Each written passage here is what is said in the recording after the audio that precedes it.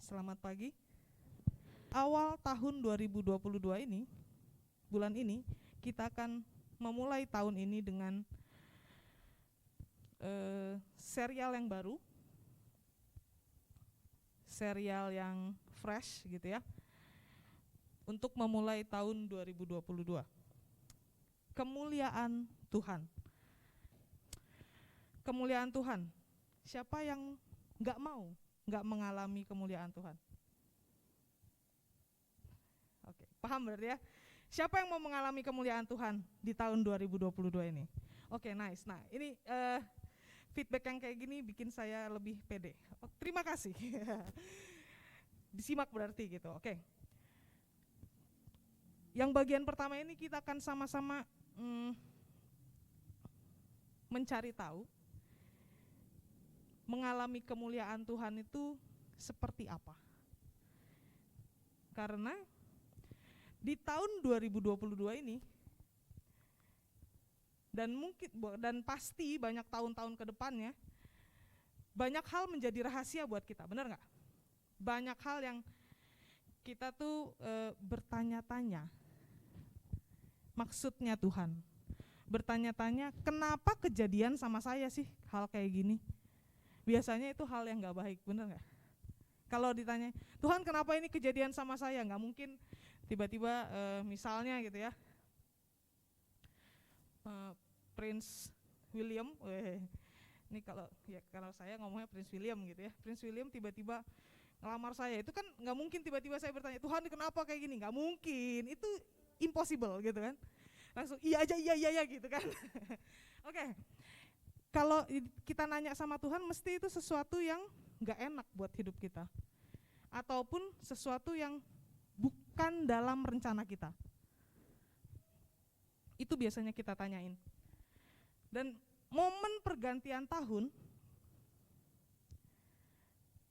biasanya kita lebih banyak merenung, hasilnya lebih banyak nanya.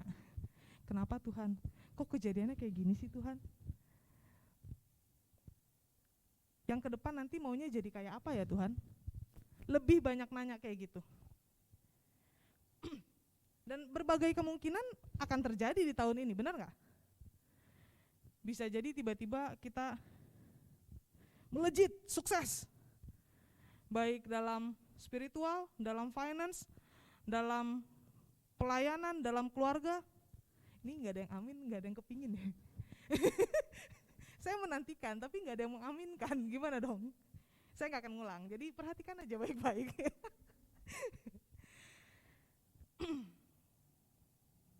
Dan kita juga, karena saat ini kita lagi mengalami pandemi yang agak melelahkan buat saya gitu ya. Ternyata akhirnya saya bisa berkata ini melelahkan. Nggak kelar-kelar. Turun sedikit, naik lagi. Naiknya masih heboh. Udah jalan-jalan gitu ya, bikin kita tuh setiap keluar tuh deg-degan melulu gitu lah. Banyak hal juga yang lain, misalnya apa ya, kalau Bapak Ibu yang berkeluarga bisa kasih contoh saya nggak? Pertanyaan apa sih soal keluarga, kayak soal pekerjaan, kayak soal apapun lah, yang biasanya di momen pergantian tahun itu kita tanya, kenapa sih Tuhan? Satu atau dua contoh aja deh, apa gitu. Kesehatan saya tahun kemarin kenapa begini sih Tuhan, misalnya gitu ya. Atau tahun ini saya bisa lebih fit nggak Tuhan? Boleh, good, nice. Terima kasih Tante Moy. Ada lagi satu lagi aja, finance ya. Apa? Nggak naik gaji, ini derita kita bersama para pekerja. Benar-benar, itu benar. Karena alasannya kalau bos-bos kan pandemi, jadi udah berapa tahun nih nggak naik-naik gajinya. Tahun ini bakal naik apa enggak ya gitu. Karena cicilan juga semakin banyak. Itu sih Anda yang banyak gaya kalau itu.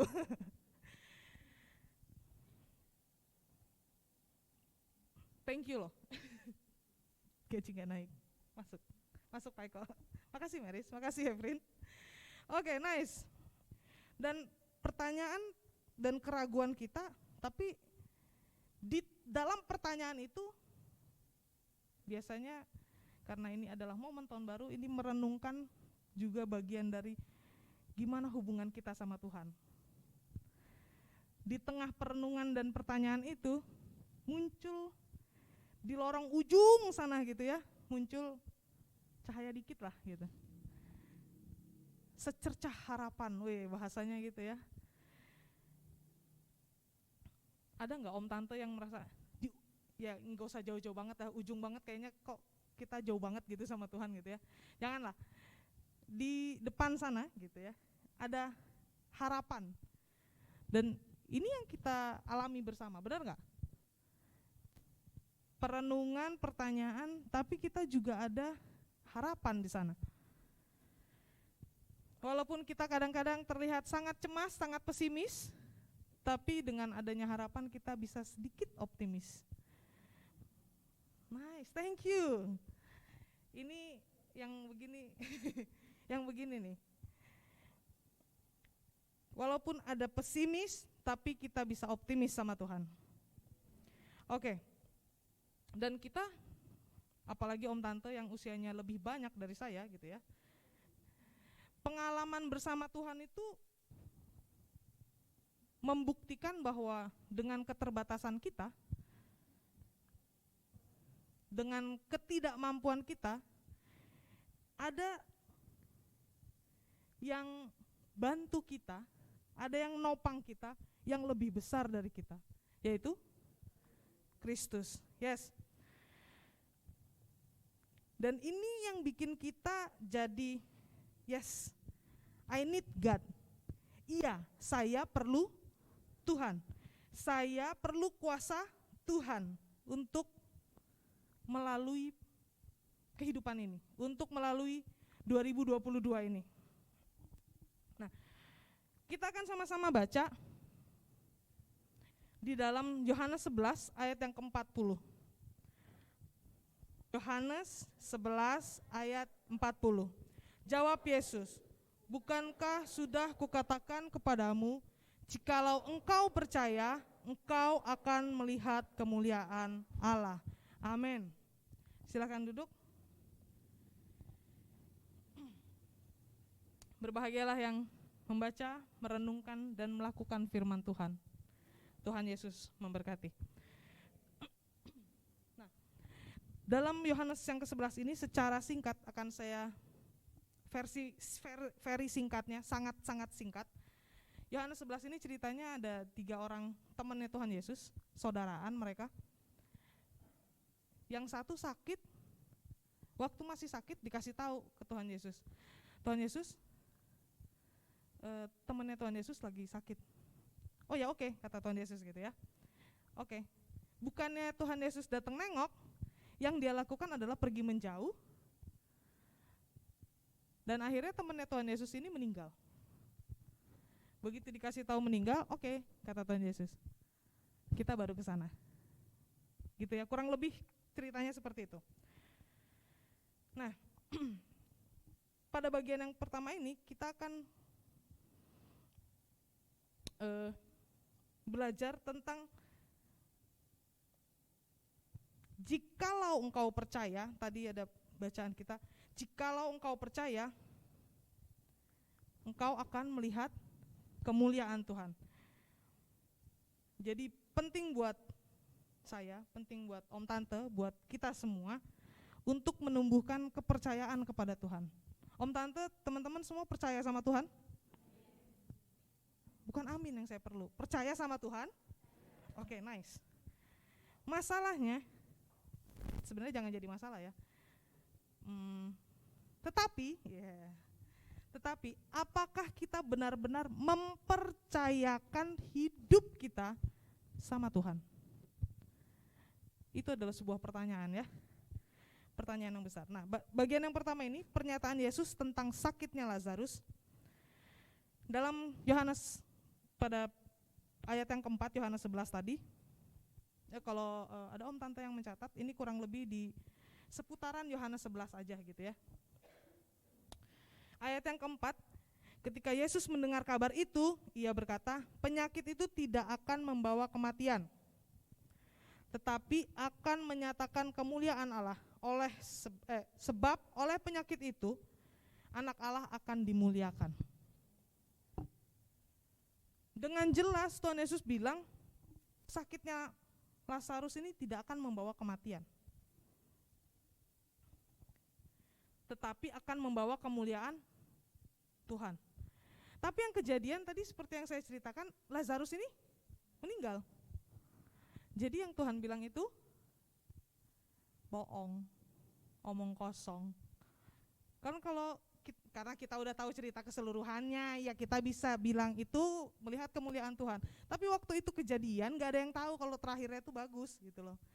Jadi waktu kejadian, orang-orang di sekitar Yesus bilang, ini Tuhan Yesus ini ngomong apa? Ngomong doang, ngomong kosong. Buktinya mati. Berarti itu apa? Ragu. Ini yang kadang-kadang terjadi sama kita. Karena kita nggak bisa ngelihat keseluruhan kehidupan kita ya. Kita nggak bisa lihat terakhirnya kita gimana. Yang bikin kita jadi aduh Tuhan yang bener aja, masa ini kejadian sama saya? Suka ada pertanyaan gitu, bener nggak? Ketika kenyataan yang kita alami nggak sesuai dengan yang jangan kita. Ketika kenyataan yang saya alami nggak sesuai dengan yang saya pikir Tuhan Yesus janjikan sama saya. Itu kan saya yang mikir gitu. Tuhan Yesus belum tentu memikirkan hal yang sama. Jadi kita meragukan kuasa Tuhan gara-gara nggak sesuai dengan plan kita. Kita jadi mulai mempertanyakan kuasa Tuhan. Kita mulai mempertanyakan Tuhan itu beneran apa enggak sih ngomongnya. Meragukan janjinya Tuhan. Nah, karena kita lagi ngalamin, kita mempertanyakan, dan kita jadi meragukan, kita tuh jadinya waktu kita ngalamin kita nggak peduli sama proses. Tuhan di proses itu nggak enak, bener nggak? Mie, makanan lagi, maaf ya Om Tante, kalau saya kasih ilustrasi paling gampang mie, makanan gitu ya. Mie itu bisa jadi enak, kita makan, itu diapain? Direbus. Emangnya enak direbus? Kalau mie direbus ngembang gitu, nggak tahu deh. Kalau kita direbus gimana gitu ya rasanya? Gak enak, panas, apalagi ya sakit ya. Tapi kita harus belajar mencoba belajar gitu ya. Gimana kita bisa ngerti waktunya Tuhan. Ngomongnya enak, percayalah Om Tante, ngomongnya enak banget. Waktu ngalamin mah aduh. Kayaknya Om Tante lebih pengalaman, bener ya? Kan saya mah baru bisa ngomong doang gitu. Belajar waktunya Tuhan, gimana rencana Tuhan dalam kehidupan kita. Percayalah, ini ngomongnya gampang tapi melakukannya ya Tuhan sakit. Karena enggak semua orang ngerti harus diproses gitu ya. Tapi awal tahun ini kita belajar sama-sama tentang kuasa Tuhan yang luar biasa powerful. Bagaimana kemuliaan Tuhan itu dinyatakan dalam kehidupan orang percaya, dalam kehidupan saya, dalam kehidupan Bapak Ibu semua. Gak ada yang amin, gak ada yang yakin. Yakin gak? Well, tadi dibilang di ayat yang keempat tadi, penyakit itu tidak akan membawa kematian. Bisa gak kalau karena kita lagi sekarang ini sehat, bener ya? Sehat semuanya? Kita ganti sedikit, bukan penyakit itu tidak membawa pada kematian, tapi kita ganti sedikit gini. Kesukaran dan masalah hidup gak akan mencelakakan kita. Bisa nggak? Karena kita kan manusia yang masih hidup ya, masih ada persoalan ya. Kita ganti sedikit. Kesukaran dan masalah hidup nggak akan mencelakakan kita. Kesulitan ekonomi nggak akan bikin kita kekurangan. Yes, nice.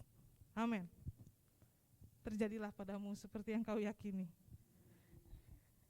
Yang kedua, menguji kepercayaan pada perkataan Tuhan. Tadi yang Tuhan bilang tidak akan membawa kematian. Menguji kepercayaan pada perkataan Tuhan. Dalam Yohanes yang 11 tadi ayat yang ke-6 dan ke-7 dikatakan di sana, namun setelah didengarnya bahwa Lazarus sakit, ia sengaja tinggal 2 hari lagi di tempat di mana dia berada. Tetapi sesudah itu ia berkata kepada murid-muridnya, mari kita kembali ke Yudea.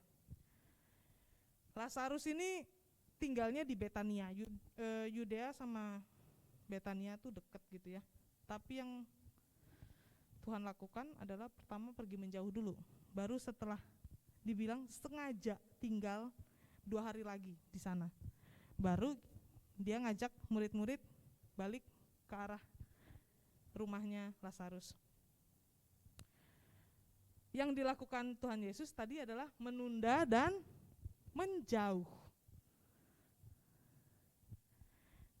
Ini juga sering dialami sama kita. Kadang-kadang kita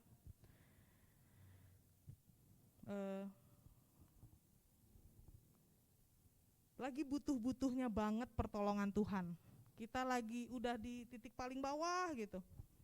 Tapi yang terjadi adalah interupsi sama delay. Disela, kan kalau orang antrian suka ada yang set nyelak gitu ya. Diselak sama ditunda. Berarti harus nunggu. Ini yang dialami Maria sama Marta. Kita sih bisa bilang, tenang aja, nanti juga Tuhan Yesus datang. Tapi waktu kejadian kan gak kayak gitu ya. Ntar kalau saya bilang gitu ya, atau ada yang bilang sama saya, udah tenang aja, nanti Tuhan Yesus bantuin. Kan saya pasti bilang, ngomong lu enak banget gitu. Gak ngalamin sih rasanya. Tapi itu yang terjadi kadang-kadang dalam kehidupan kita. Ketika kita lagi butuh banget sama Tuhan Yesus, kita disela sama orang lain mungkin, atau sama ternyata teman kita malah lebih cepat ditolong Tuhan daripada kita, jadi kita tertunda. Nah, yang Marta katakan di ayat berikutnya, sekiranya engkau ada di sini. Ini Marta ngomong sama Tuhan. Om Tante nanti bisa baca keseluruhan ceritanya di Yohanes 11 itu, supaya lebih nangkep ya gitu. Terus Marta waktu Tuhan Yesus datang, dia nyamperin Tuhan, dia bilang, kalau aja Tuhan ada di sini. Itu namanya berandai-andai. Seandainya, kita suka gitu ya. Kalau aja si A nolongin saya, misalnya gitu. Kalau aja waktu itu doa saya langsung dijawab, dikasih uang sekian blek gitu ya. Sekian blek. Nah, begitu amin langsung boom kasih duit. Kalau gitu. Tapi ini kalau kita udah berkalau, udah seandainya, itu berarti kita lagi dalam masa-masa kita ragu, kita mempertanyakan. Dan yang sedang dominan di situ adalah galau, bukannya iman. Dalam kondisi ini Tuhan menguji kepercayaan kita. Apakah kita tetap berpegang pada Tuhan? Apakah kita tetap ngandelin Tuhan? Atau kita semakin ragu dan galau? Dalam Matius 15 ayat 26 sampai ke 27, Matius 15 ayat yang ke-26 sampai 27. Tetapi Yesus menjawab, tidak patut mengambil roti yang disediakan bagi anak-anak dan melemparkannya kepada anjing. Kata perempuan itu, benar Tuhan, namun anjing itu makan remah-remah yang jatuh dari meja tuannya. Ini adalah sebuah cerita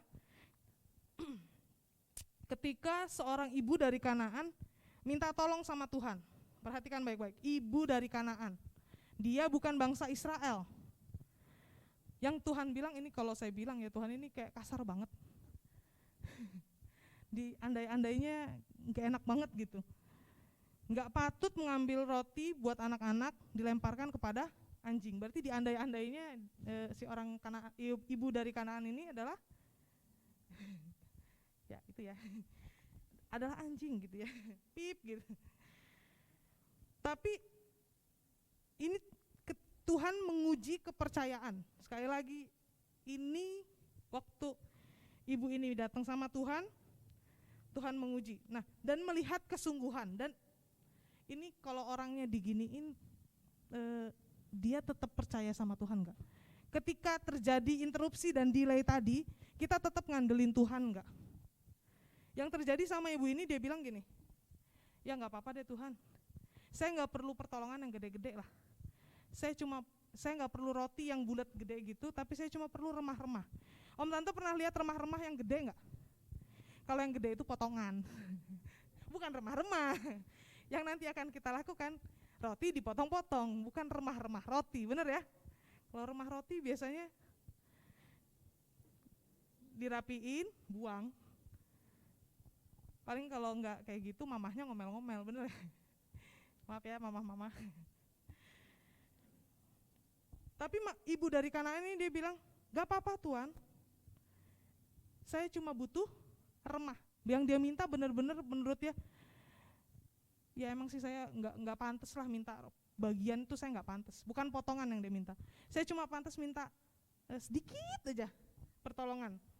Dan buat Tuhan Yesus ini adalah bukti dari keteguhan hati. Tuhan ingin melihat kesungguhan dan ketulusan hati kita. Tuhan ingin melihat iman kita gimana ketika beban hidup lagi menekan kita. Yang kita harus percayai sama-sama adalah Tuhan pasti menolong.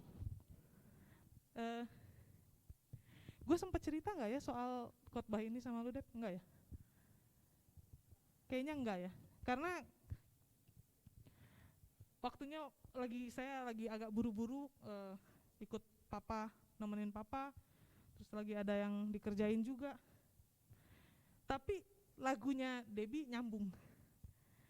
Tuhan pasti menolong. Yang ketiga,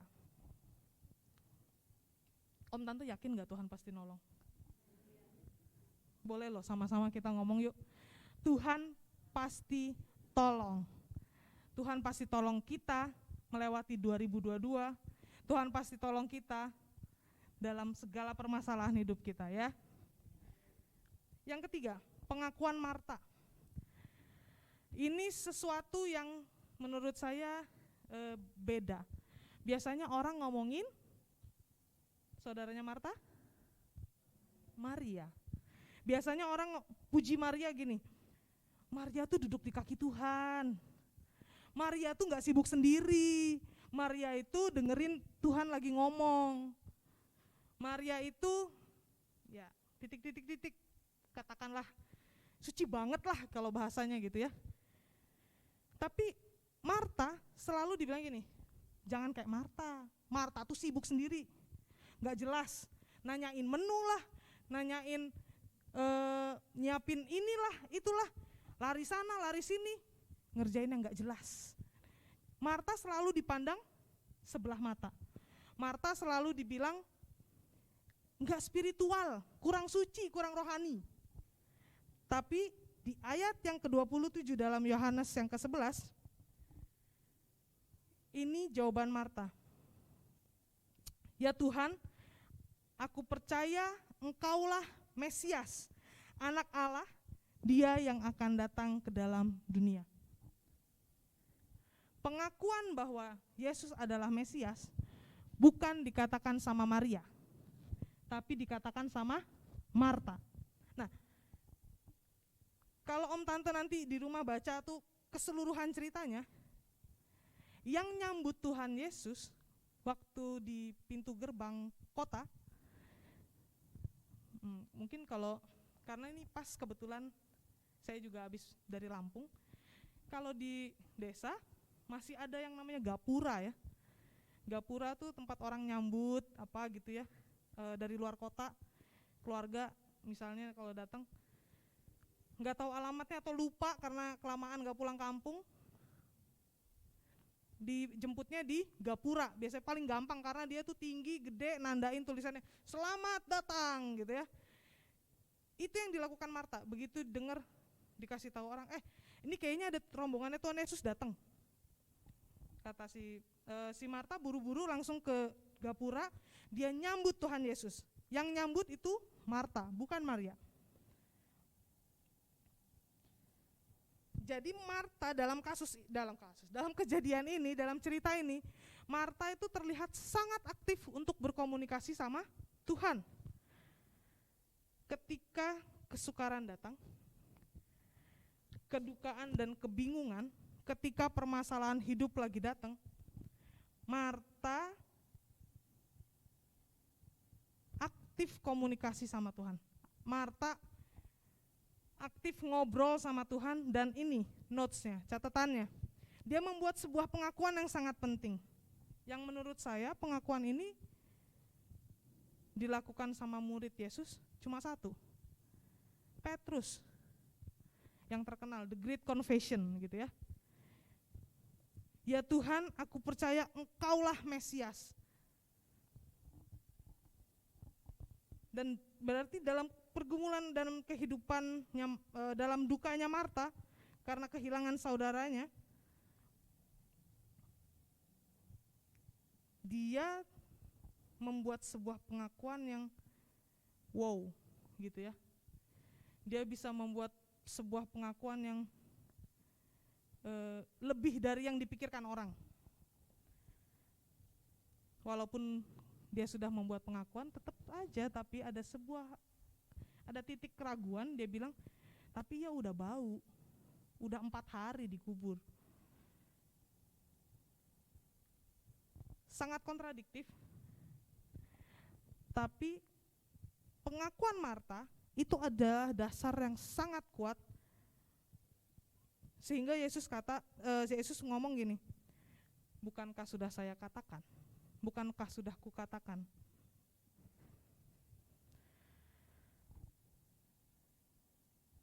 Di awal tahun ini, mari kita sama-sama punya pengakuan tentang Tuhan. Pengakuan yang begitu apa ya, kalau saya bilangnya out of the box gitu. Nggak ada yang mikirin bahwa Marta itu akan ngomong Tuhan adalah Mesias, karena dia biasanya terlihat sangat sibuk sendiri. Tapi ternyata Marta itu secara spiritual connect sampai dia bisa ngomong Yesus itu adalah Mesias. Dan di awal tahun ini, mari kita sama-sama mengakui, mengatakan kedaulatan Tuhan dalam kehidupan kita, sehingga kita bisa lihat dan mengalami kemuliaan Tuhan. Om Tante, kalau Om Tante baca cerita itu dari awal sampai akhir gitu ya, dari awal Tuhan Yesus sudah bilang, keluarga ini akan melihat kemuliaan Tuhan. Kita bisa bilang sama keluarga kita bisa bilang sama diri kita, hey saya gitu ya, tahun ini kita akan melihat kemuliaan Tuhan. Tahun ini kita akan mengakui Tuhan dalam kehidupan kita, sehingga kita bisa bukan cuma melihat, bukan cuma ngelihat, tapi kita mengalami kemuliaan Tuhan dalam hidup kita. Kita meyakini, kita mengakui bahwa Yesus Tuhan itu adalah Mesias yang pegang kehidupan kita.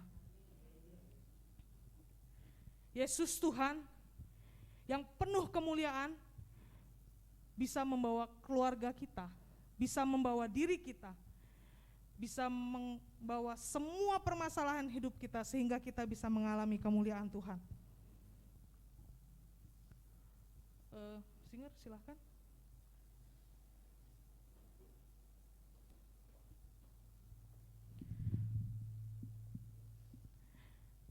Tahun 2022 ini memang kita nggak tahu.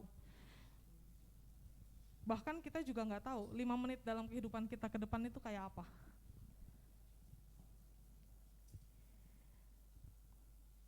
Yang kita butuhkan adalah kekuatan dari Tuhan untuk melalui segala permasalahan hidup kita.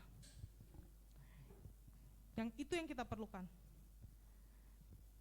Yang harus kita lakukan adalah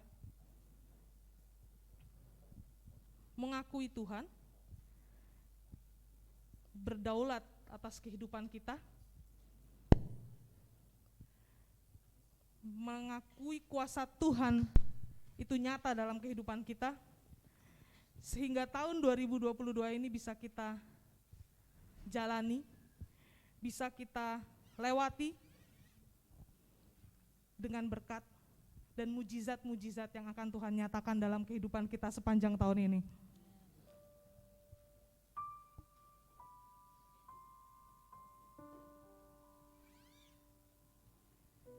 Om Tante yakin kita akan mengalami kuasa dan mujizat Tuhan di tahun 2022 ini. Saya undang Om Tante untuk bangkit berdiri. Alkitab tadi bilang, kata Tuhan gini, bukankah sudah kukatakan? Tuhan yang bilang, saya udah bilang loh, kata Tuhan. Jadi yang harus kita lakukan adalah pegang janji Tuhan, setia sama Tuhan.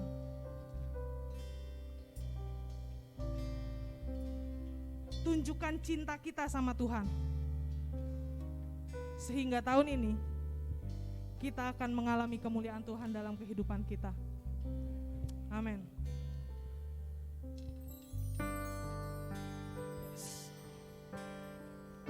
Segala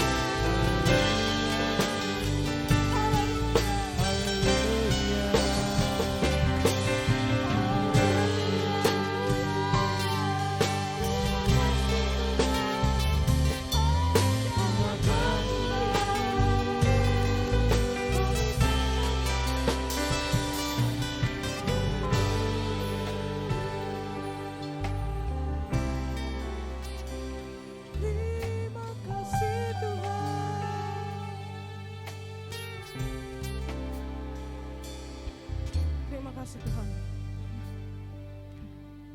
Kami mau belajar di tahun 2022 ini Tuhan, untuk mengakui Engkau dalam kehidupan kami. Kami mempercayai janji-Mu dalam kehidupan kami, sehingga kami meyakini Tuhan, tahun ini berkat mujizat akan bersama kami. Amin. Terima kasih. Tahun ini bahkan lebih dari itu, kami akan mengalami kemuliaan Tuhan. Ya. Terima kasih untuk firman-Mu pada pagi hari ini Tuhan. Kami akan masuk dalam persekutuan dengan-Mu dalam perjamuan kudus. Tuhan, sucikan hati kami, agar kami layak untuk menerima perjamuan kudus, agar kami layak untuk bersekutu dengan Engkau. Di dalam nama Tuhan Yesus kami sudah berdoa. Amin. Silakan mempersiapkan instrumen perjamuan kudus, hosti, roti atau crackers bagi jemaat yang online, dan anggur atau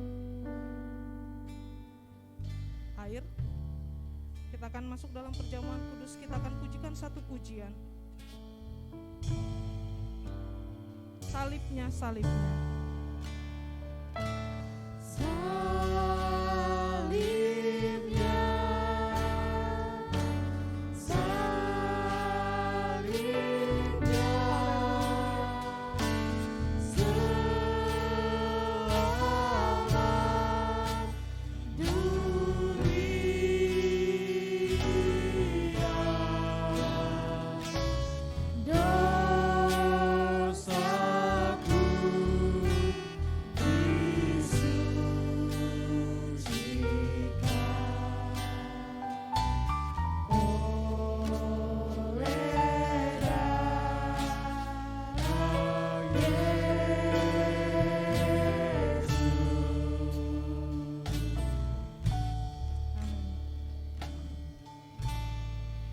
Mari kita angkat hosti dengan tangan kanan kita lebih tinggi dari atas kepala.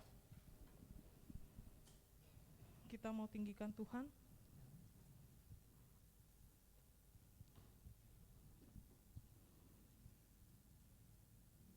Tubuhnya telah dipecahkan bagi kita, sehingga kita dapat kemurahan dari Tuhan. Dosa kita diampuni karena tubuh yang sudah dipecah-pecahkan.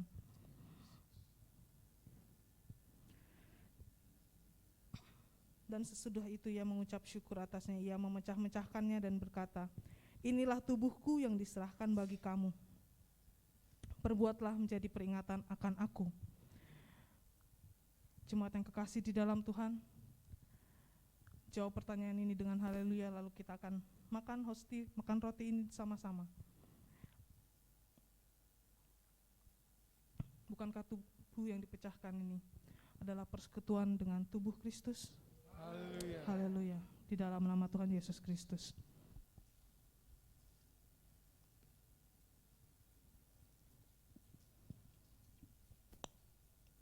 Haleluya.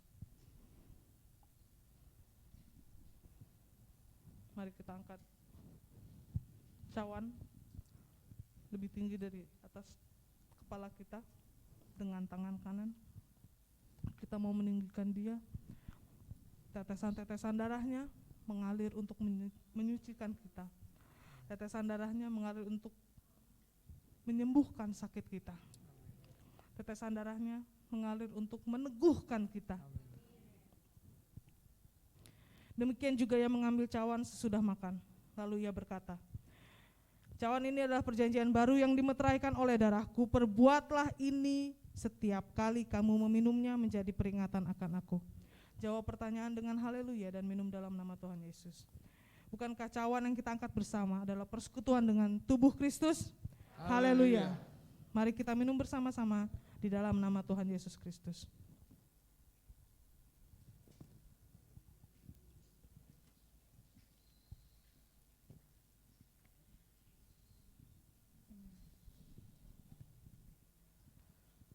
Haleluya. Amin. Terima kasih Tuhan. Mari kita tadahkan kedua tangan kita, kita mengucap syukur. Kita bersyukur untuk kebaikan Tuhan, untuk anugerah Tuhan yang besar dalam kehidupan kita. Sangat besar anugerahnya yang telah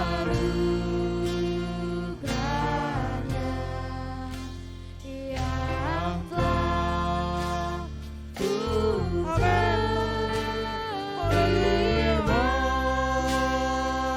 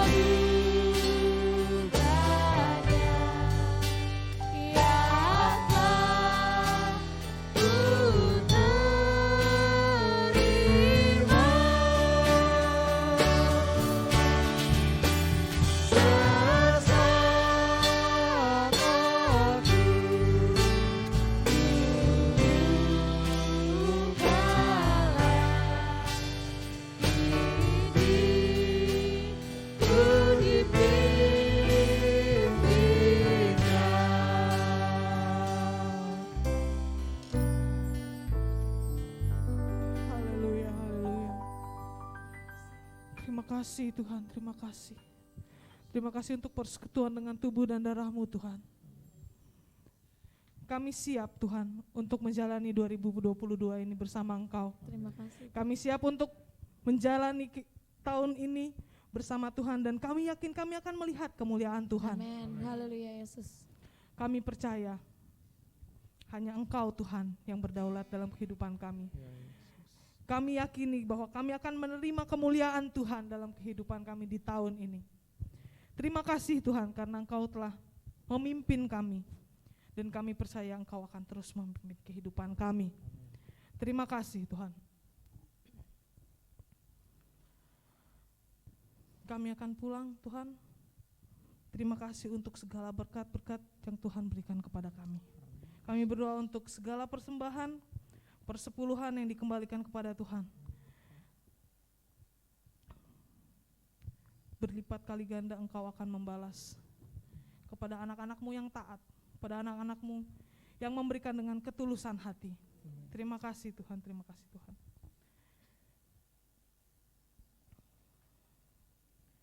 Kami akan pulang, pimpin kami di dalam perjalanan, dan tibakan kami di rumah dengan selamat, sehingga kami dapat menikmati sepanjang hari ini, sepanjang minggu ini, bahkan sepanjang tahun ini, dalam berkat dan kemurahan Tuhan. Terima kasih. Tuhan menyinari Engkau dan melindungi Engkau. Tuhan menyinari Engkau dengan wajahnya dan memberi Engkau kasih karunia. Tuhan menghadapkan wajahnya kepadamu dan memberi Engkau damai sejahtera. Terimalah berkat dari Allah Bapa, damai dan sejahtera, kasih dan karunia dari Tuhan Yesus Kristus, persekutuan dengan Roh Kudus yang menyertai kita semua hari ini sampai Maranatha, Tuhan datang kali yang kedua. Kami berdoa di dalam satu nama, yaitu di dalam nama Tuhan Yesus Kristus, Juru Selamat dan Penebus kami berdoa. Bapa kami yang di surga, dikuduskanlah namamu, datanglah kerajaanmu, jadilah kehendak-Mu di bumi seperti di surga. Berikanlah kami pada hari ini makanan kami yang secukupnya, dan ampunilah kami pada kesalahan kami, seperti kami juga mengampuni orang yang bersalah kepada kami. Dan janganlah membawa kami ke dalam pencobaan, tetapi lepaskanlah kami daripada yang jahat. Karena Engkaulah yang mempunyai kerajaan dan kuasa dan kemuliaan sampai selama-lamanya. Amin. Bapa, terima kasih. Bapa, terima kasih.